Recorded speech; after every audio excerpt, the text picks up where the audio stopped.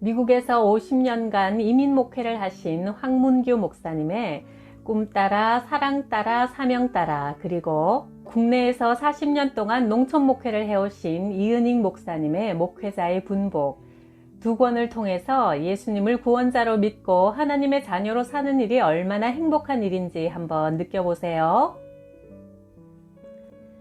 내가 1980년 노스캐롤라이나 랄리시에 있는 웨스터민스터 장로교회에서 목회를 시작할 때 참석한 장로는 48명이었다. 2년 후 108명으로 2배가 늘었다. 교회가 부흥하자 빌려 쓰던 미국 교회가 너무 작아 새 건물을 건축하던가 지어진 교회 건물을 새로 사던가 해야 했다. 부흥회를 열어 뉴욕 성결교회 정승일 목사를 강사로 모셨다. 그가 기도의 능력이라는 제목으로 설교할 때 모두들 큰 은혜를 받았다. 그가 미국에 와서 100명도 안 되는 작은 교회를 목회하며 하루는 신방을 나갔는데 백인, 흑인 할 것 없이 전부 자동차를 몰고 싱싱 달리는 모습을 보고 하나님의 종인 나는 버스를 타고 신방을 다녀야 하는가 싶어 이렇게 기도했단다. 하나님, 새 차는 바라지도 않으니 쓰던 차라도 하나만 주십시오. 기도한 지 2주일 후에 교인 중 콜롬비아 대학원 학생에게서 전화가 왔다. 목사님, 제가 새 차를 샀는데 죄송하지만 쓰던 차를 드려도 되겠습니까? 새 차를 드리지 못해서 죄송합니다. 정 목사는 이렇게 대답했다. 학생, 헌차를 내게 보내시오. 나는 새 차를 탈 자격이 없어. 내가 헌차를 달라고 기도했거든요. 정 목사는 이런 간증을 하며 교인들에게 말했다. 하나님은 온 우주를 창조하신 크신 분이십니다. 그러므로 기도할 때 내 수준으로 째째하게 기도하지 말고 하나님의 풍성하심을 바라보고 크게 기도하십시오. 나는 하나님이 우리를 위해 이미 적합한 교회를 예비하셨음을 믿고 교인들에게 새 성전을 위해 기도하되 하나님에게 큰 것을 기대하자고 했다. 부흥회를 마치고 2달 후 어느 날 새벽 기도를 마칠 때쯤 NC 주립대학원에 다니는 한국 학생이 찾아와 물었다. 목사님이 교회를 사려고 하신다지요?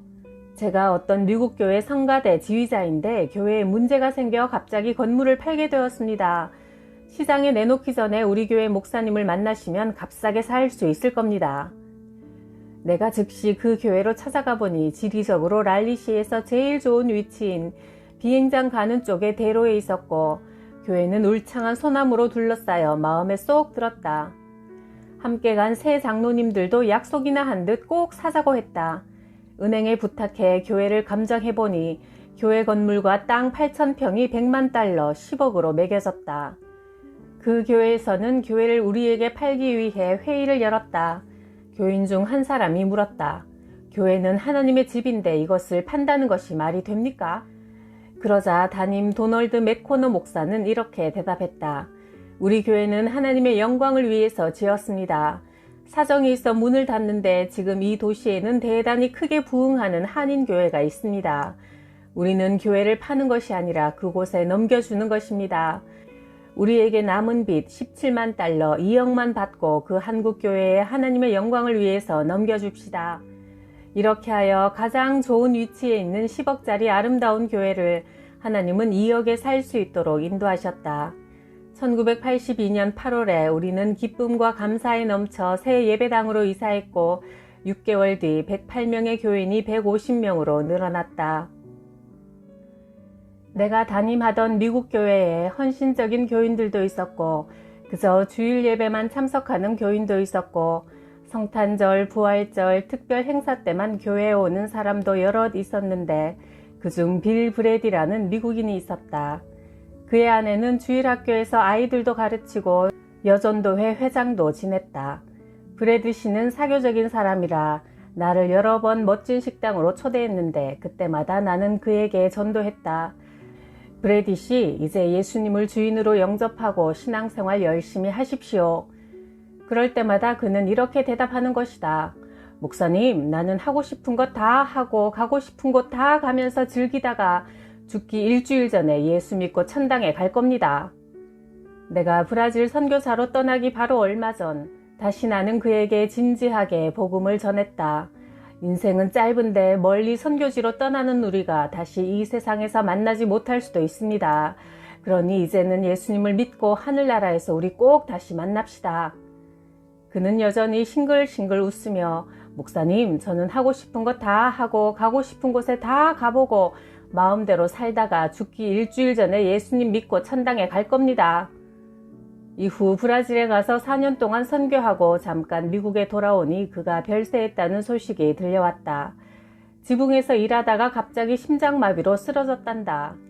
생명의 강물이 아무리 넘쳐 흘러도 내가 마시지 않으면 아무 소용이 없다. 어느 날 삼각산 제1기도원으로 들어가 목회의 능력을 달라고 강단에 엎드려 기도하다가 꿈을 꾸었다. 내가 강단에서 설교 중인데 강단 양편으로 개 2마리가 올라오고 있었다. 한쪽 개를 발로 차서 쫓아내면 다른 쪽 개가 덤벼들기를. 몇 차례 싸우다가 결국 2마리 개를 다 몰아내고 나니 이제는 호랑이가 달려드는 게 아닌가. 나는 이 호랑이를 반드시 이겨야 한다. 그래야 우리 교회가 살고 나도 산다는 생각이 들어 있는 힘을 다해 싸우는데 힘이 딸렸다. 하나님 도와주소서 하자 나를 위해 싸워주시는 분이 계셨는데 바로 성령님이셨다. 호랑이는 슬그머니 교회 밖으로 사라졌고 나는 꿈에서 깨어났다. 그때 하나님께서 이런 음성을 들려주셨다. 목회하는 동안 첫째, 돈에 투명하라. 둘째, 명예에 연연하지 말라. 셋째, 여자를 주의하라. 기도원에서 내려와 나는 무엇보다 기도하는 교회로 만들어야겠다고 결심하고 새벽 기도회에 심혈을 기울였다. 밤 10시에서 새벽 2시까지 4시간 푹 자고 새벽 2시에 일어나 설교 준비를 하고 새벽 4시면 기도회를 인도했다. 교인들은 새벽에 우리 목사님 서재에 켜진 등불만 봐도 은혜를 받는다고 했다.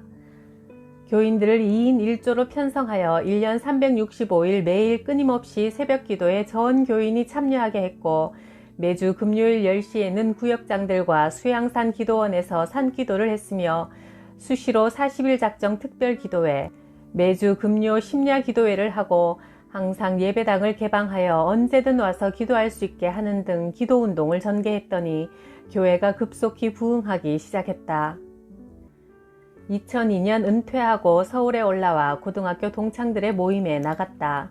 그중 몇 친구는 재산이 많은 재벌이었다. 그중 한 친구가 이런 이야기를 했다. 이 목사, 너는 일생을 참 보람있게 살았네. 이 목사가 부럽네. 나는 이게 뭔가 돈은 있지만 뭐 한 게 있어야지. 나는 그에게 재산이 얼마나 되냐고 물어보았다. 얼마 전까지 100억 정도였는데 부동산이 올라 지금은 150억은 좋게 될 거야. 여보게 아직도 늦지 않았네. 그중 일부라도 하나님의 일을 위해 쓰게. 그러나 그는 선뜻 대답을 하지 못했다.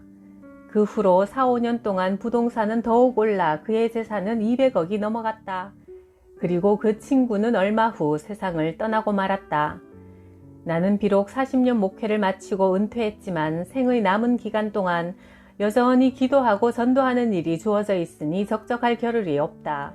숨을 거두는 그 순간까지도 기도와 복음 전하는 일은 나에게 주어진 사명이요 축복이요 특권이로다. 나는 1966년 전북 부안군 백산면의 평교교회에 부임했다. 평교교회 성도들은 대부분 가난했지만 그 중에서 제일 가난한 사람은 최복래 집사였다. 살고 있던 집은 방 한 칸에 부엌 반 칸짜리, 그나마 그 초가집도 제대로 이양하지 못해 지붕 여러 곳에 골이 푹푹 패여 있었다. 그러나 신앙만은 제일 부유한 자였다. 내가 부임하던 첫날 새벽에 최복래 집사 홀로 와서 기도하고 있었고 토요일 수요일마다 예배당 청소, 매일 새벽종 치는 이가 바로 최복래 집사였다. 하루는 최 집사가 밭에서 일하다가 아이를 낳았다는 소식이 들려와 교회 아랫집에 사는 황 집사에게 교회 청소를 맡겼다. 그런데 목사님! 하고 밖에서 부르는 소리가 있어 나가보니 최복래 집사가 해산한 지 3일 만에 퉁퉁 부은 얼굴로 굵은 눈물을 뚝뚝 쏟아내며 말했다. 목사님, 유감입니다. 나는 돈도 없고 바칠 것이 없어 몸뚱이 하나로 예배당 청소는 평생 내 몫이라 여기고 있었는데 내 의견은 들어보지도 않고 어떻게 황 집사에게 그 일을 맡길 수가 있습니까? 하며 그칠 줄 모르고 한없이 눈물을 흘리는 것이다. 나는 너무 당황하여 달랬다. 최 집사님, 내가 잘못했습니다.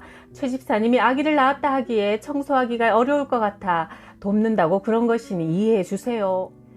그 후로는 교회당 청소와 새벽종 치는 일은 아무도 손댈 수 없게 하고 오로지 최 집사만 감당하도록 했다. 그 후 예배당 건축을 위한 헌금을 하게 되었다. 아무도 작정하는 이가 없자 최복래 집사가 벌떡 일어나 목사님, 제가 쌀 5가마 할게요 한다. 온 회중이 다 깜짝 놀랐다. 그때 최 집사의 작은아버지 되는 최 장로가 복래야, 당장 끼니거리도 없는 네가 뭘 가지고 5가마나 한다는 거냐 나무랐지만 나는 크게 감동받은 마음으로 장로님 꾸짖지 마십시오. 하나님께서 하시겠지요 했다. 그러자 감동받은 교인들이 하나둘씩 1가마, 2가마씩 작정하여 70여 가마가 되었다. 그 일이 있은 지 5일 후 최복래 집사가 소달구지에 쌀 5가마를 싣고 위풍당당하게 교회로 들어오는 것이다. 아니 집사님 어떻게 된 거예요? 집을 팔았어요. 텃밭까지 합해서 꼭 5가마 받았어요. 아니 어디로 가려고요? 아무데나 하나님이 가라는 대로요. 참 통이 큰 여자였다.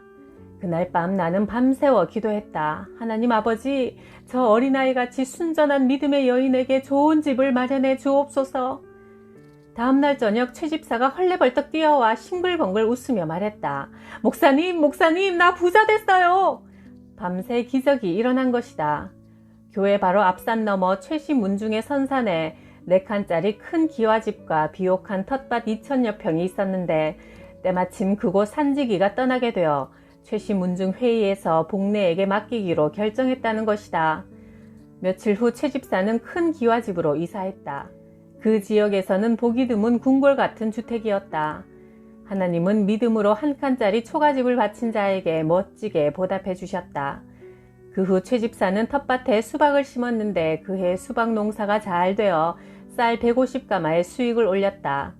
그리고 내게 최신형 삼천리 자전거를 사주어 교인 신방에 유용하게 사용했다.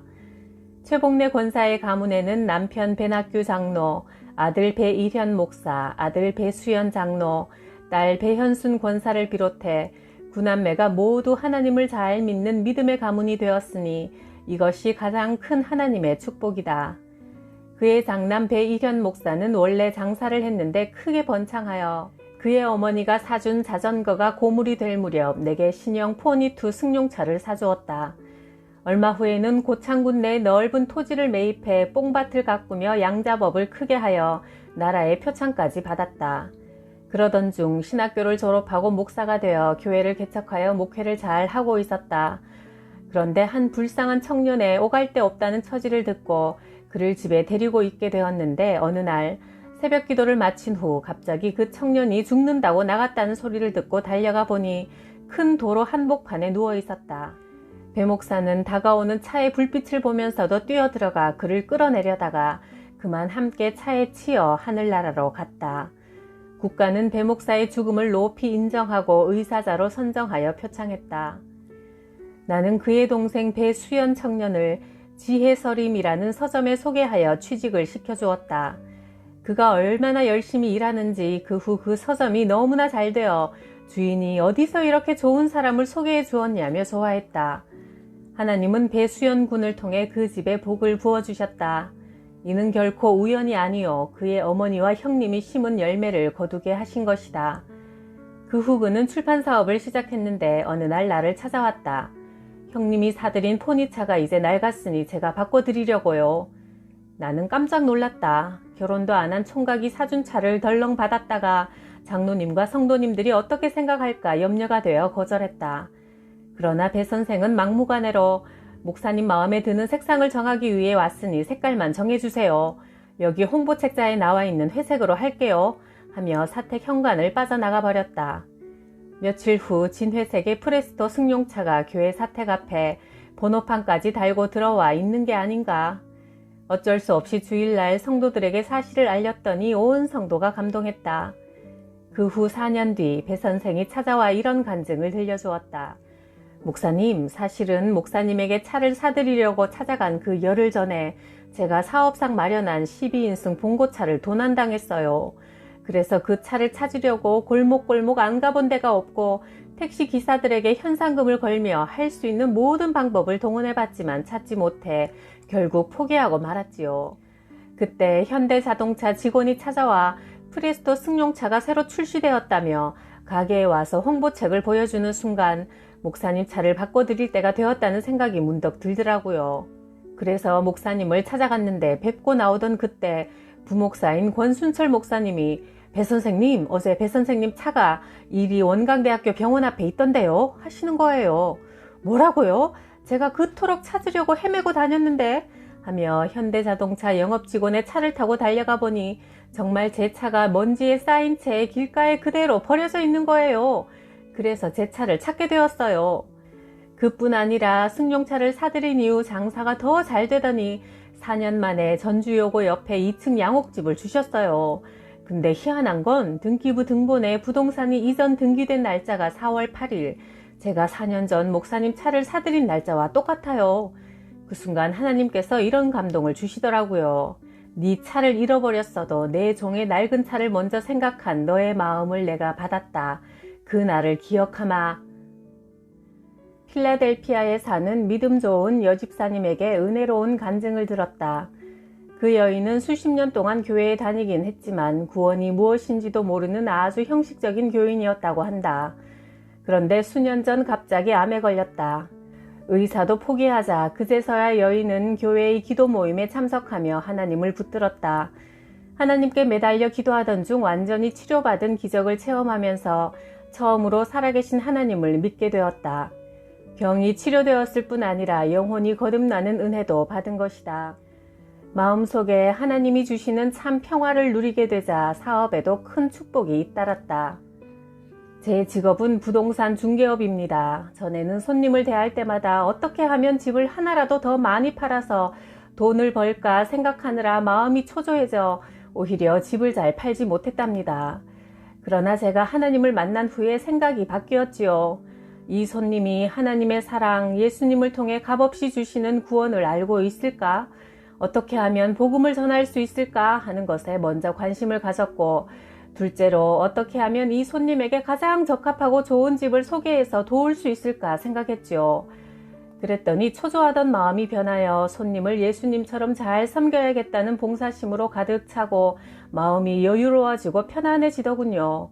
그러다 보니 집이 더 잘 팔리고 그 사람은 믿을만하다는 입소문이 나서 전보다 더 많은 손님이 찾아왔어요. 지금은 병도 나았고 은혜로운 신앙생활을 하고 있을 뿐 아니라 사업에도 아주 큰 축복을 받고 있답니다. 이 집사님의 성공 비결은 사업에서 우선순위를 바르게 두는 데 있었다. 너희는 먼저 하나님의 나라와 의를 구하라. 그리하면 이 모든 것을 너희에게 더해 주실 것이다. 마태복음 6장 33절의 예수님 말씀은 우리 인생의 성공 비결을 가르쳐 주시는 것이다. 내가 웨스터민스터 교회의 목사로 부임한 1964년 30대 젊은 신자 제임스 매튜라는 교인이 있었다. 교회는 잘 나오지 않았지만 젊은 일꾼이 필요하다고 해서 나는 그를 집사로 임명했다. 그의 아내는 헌신적인 교인으로 주일마다 새 아이를 데리고 교회에 나왔고 성가대와 여전도회에서 열심히 봉사했다. 제임스가 집사 안수를 위한 준비 공부를 하던 중에 내가 물었다. 제임스, 만일 이 시간 당신이 타고 가던 비행기가 추락하여 죽는다면 당신은 어디로 갑니까? 예, 천국에 갑니다. 나는 다시 물었다. 어떻게 무슨 자격으로 천국에 갈 수 있습니까? 네, 저는 기독교 가정에서 태어났고 유아 세례를 받았으며 주일학교에 다녔고 교회에서 결혼식을 했고 지금도 교회에 매주일 나오고 있기 때문입니다. 나는 기도하는 마음으로 다시 물었다. 성경 어디에 기독교 가정에서 태어나 세례를 받고 주일학교에 다니고 교회에서 결혼하면 구원받는다고 적혀 있습니까? 제임스는 해답을 찾기 위해 자기 성경을 뒤적거리며 눈만 껌뻑거렸다. 나는 성경을 찾았다. 우리는 모두 양처럼 길을 잃고 각기 제 갈 길로 흩어졌으나 하나님께서 우리 모두의 죄악을 예수 그리스도에게 지우셨도다. 이사야 53장 6절. 참빛 되신 하나님의 아들 예수께서 이 세상에 오셨으니 그를 영접한 사람들에게는 하나님의 자녀가 되는 특권을 주셨다. 요한복음 1장 9절에서 12절. 죄의 결과는 죽음이지만 하나님의 선물은 우리 주 예수 그리스도 안에서 누리는 영원한 생명이라. 로마서 6장 23절 등으로 알기 쉽게 구원에 대해 설명했다. 제임스는 그 자리에서 무릎을 꿇고 예수님을 구원자로 믿고 받아들였다. 그날 예수님을 영접한 제임스는 삶에 큰 변화를 일으켰다. 주일 아침마다 집집마다 다니면서 노인들을 차에 태워 교회로 모시고 오기 시작했다. 예배 시간은 물론 주중에 성경 공부에도 열심히 참석하더니 얼마 후 청년의 지도자로 많은 청년들을 주님께 인도했다.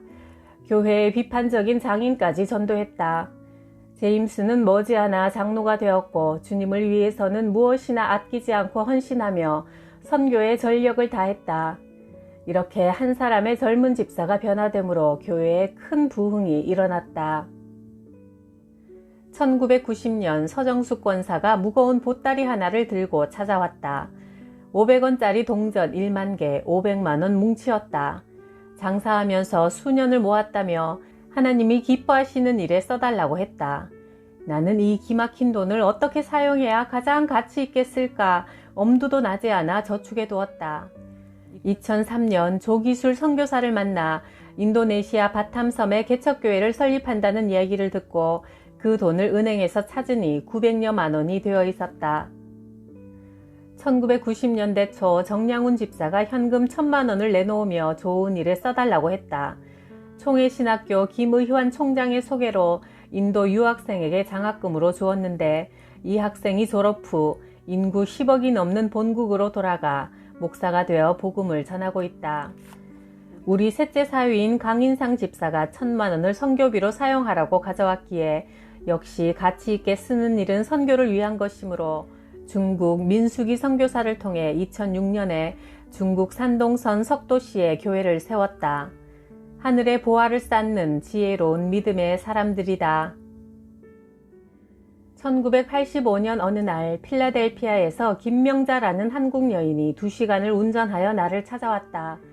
그녀는 서울대 음대 출신으로 미국에 이민 와서 16년 동안 열심히 동양식품점을 운영해 큰 돈을 벌었고 식당을 하려고 80억 거액을 들여 건물을 하나 구입했단다.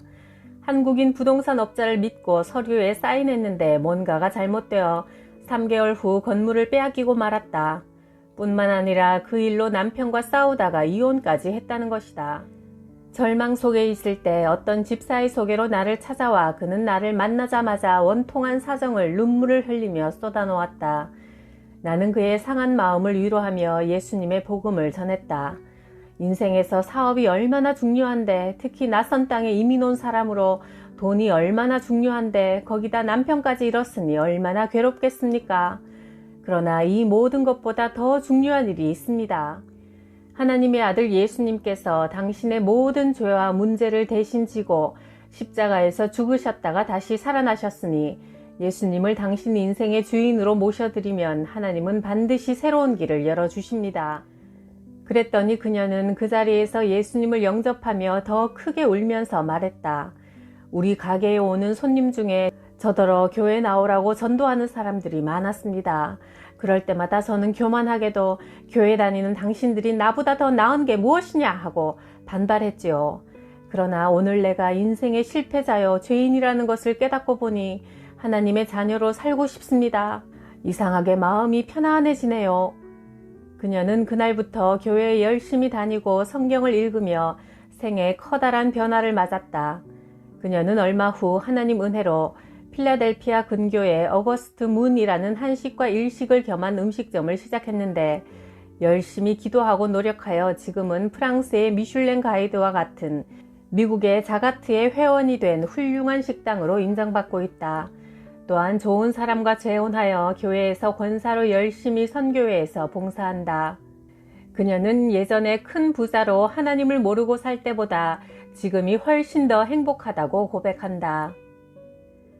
기도운동과 더불어 시골 마을에서 장례식을 통한 전도운동을 펼쳤다. 지금이야 모든 장례 일정이 장례식장에서 이루어지지만 당시에는 모두 교회의 몫이었다. 염하는 일, 입관식, 상녀 매는 일, 하관식 모두 교회가 담당했다. 숨을 거두는 순간부터 장례식이 끝나는 날까지 교인들이 동원되어 흰색 가운을 입고 십자가 깃발을 앞세우고 찬송을 부르며 동네 밖으로 행진할 때 온 마을 사람들이 나와서 고인의 마지막 가는 장엄한 행렬을 지켜보니 장관을 이루었다. 하나님 잘 믿다가 평안한 최후를 맞고 교회의 영광스러운 배웅을 받는 고인의 모습을 보고 동네 노인들은 너도 나도 예수를 믿겠다고 목사의 신방을 요청했다. 이제라도 교회 나가면 나도 저렇게 장례식을 해줄 수 있습니까? 물었다.